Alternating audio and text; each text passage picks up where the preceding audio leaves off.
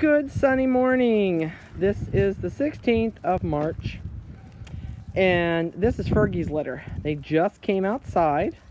I brought them out here to play while Vanessa cleans her kennel. They're doing really, really good. They were 8 weeks old yesterday, and their spay and neuter was finished 2 days ago. Believe me, it didn't slow them down at all. They are still just, I don't think they even had a clue that it was done, other than they were sleepy that afternoon.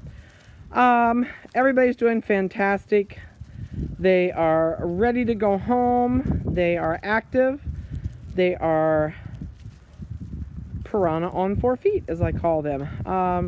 They're going to try your patience. They're going to make you love them every day. The trick is, you got to be consistent, lay down rules and boundaries and regulations. So, I know I'm shipping some puppies out tomorrow. So I'm going to tell you a couple things if you're going to the airport. Please take a small trash bag with you, some clean newspaper, some wet wipes, and a paper towel. That way, if there is an accident in the crate, they are not going to, you won't have to ride home with it in your car. You can clean out your paper and your carpet. We send them with newspaper underneath a big piece of carpet, so they have something soft to lay on the trip. Those of you flying United, I am not allowed to put anything in their crate with them. So those of you flying American, I am allowed. So there will be a Chewy or something in your crate to go home. So these guys, if they were here on their 9th week birthday day, they would be receiving their 3rd shot, or 4th shot. I'm sorry. 2nd shot. Ugh, I'm thinking wormings in my brain. They would also, they're going to get their last worming with us today. And then next week on their 9th week birthday, you need to make sure you get their shots in sometime from the day of their 9th week birthday until that very next week. We do it every 21 days. Most vets will tell you 21 to 28. So that's why we would have done it right on their 9th week birthday. So I hope that you can spot your puppy.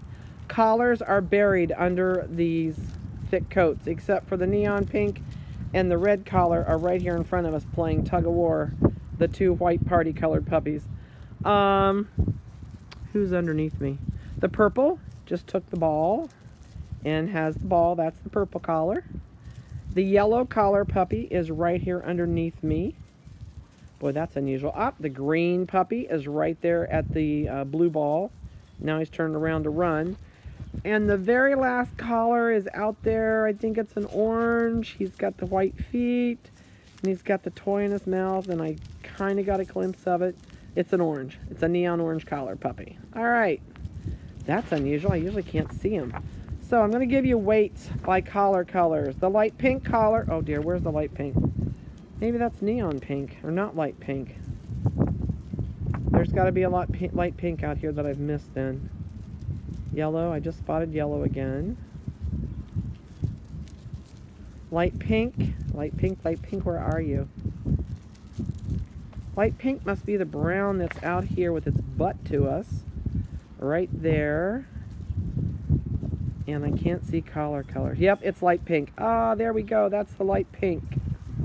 It's kind of the one in the middle of that trio out there. Okay, light pink weighs 5 pounds, 13.8. And the neon orange weighs 5 pounds, 12 ounces. The yellow collar puppy weighs 7 pounds, 6.5. The neon green puppy is 5 pounds, 15.5. The red collar puppy is 6 pounds 14. Hot pink is 6 pounds 4. And the purple is 5 pounds 12.5. So that catches us up on weights and collar colors as of today. This will be your last video, and I am not going to try and put these critters on a table because they're like piranhas on a table, and you also have to manhandle them to hold them still to even get a picture. So I'm going to try and give you a good long video. I hope you have enjoyed their pictures and seeing the changes to how they their morphism is from the time they're born till they go home. Morphify. I think that's not a word, but it sounds good. I started doing this a long time ago because I don't think people realize the speed in which a puppy grows and how it morphs into a new being every week. It's phenomenal. So, you just figure out how many days old these are, and it's like crazy. So I think it's fun for you to get to watch the changes.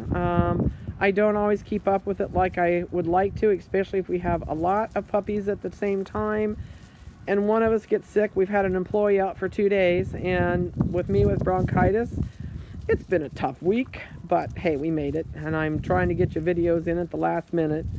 So if you have questions about these guys, if you're coming a long distance to pick up, I recommend a crate or something to put this puppy in, like a plastic airline crate.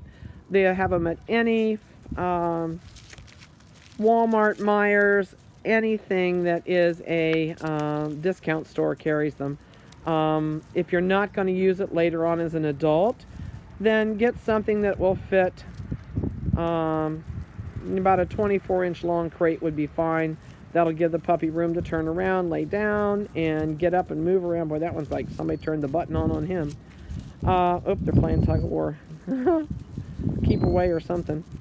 But it does help, because if you have to stop and you're a long way from home and you want to go in and eat, you don't have to feel obligated to have someone sit in the car with that puppy. Put it in the crate, shut the door, and go.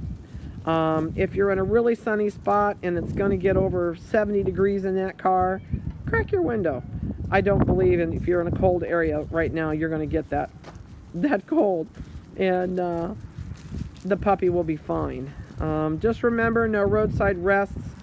If you're picking up in the airport, please don't let it out at the airport to go to the bathroom in the grass. Everyone and their brother across the United States that gets a dog does that, because I don't think the breeders are smart enough to tell them, don't do that, because that's where you pick up your disease, is through feces and urine. So please avoid any traffic areas that have a lot of dog feces in them. I sent out everybody's box should be to them. Everybody's videos should be to them, that I sent out in an email. That it's actually me sitting down and talking to you and telling you about your puppy. We actually did a new series of those. The one I sent you is probably 4 years old. So it was time to do a new one. Everything's basically the same. It's just I look older in this one, and I probably tell you more than I did 4 years ago. So we do give everybody that comes 2 t-shirts. I know in the video that I sent out, it says, well, we used to give them to everybody in the family, and we quit that. We had families with 8 and 9 and aunts and uncles and yada, yada, yada. And I was printing t-shirts all the time. So we do limit it to 2 per family, but you can purchase one for $5 extra if you want one. It basically just covers our cost of buying the t-shirts and the transfers and printing them. But let's see. I have not done a lot of treats with these dogs. I'm not a big treat fan. The more you treat, the less dog food they eat. Try some carrots. Do some midget carrots. They're really good. Cut them in small pieces. They will learn to love carrots, but of course, if you give them the really expensive good stuff, it's going to be like giving somebody fudge and going, oh, here's a piece of broccoli. You want that? So, no. Just start them out on something easy that you can get. Teach them to eat carrots.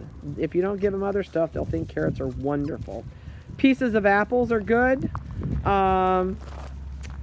Let's see. Stay away from raisins and grapes. They are poison to dogs. But we've really enjoyed this group. Fergie has always had the most awesome puppies. We just love her puppies. And these are no exception. Why does everybody have to go lay down where somebody pottied? It never fails, you know? It's a dog. Something else with your puppy. Remember, they will eat rocks, sticks, leaves, rabbit poop. So don't be surprised when they go out and graze through your grass, or when the spring grass comes up, they eat the dandelions and they hack, and that's part of being a puppy.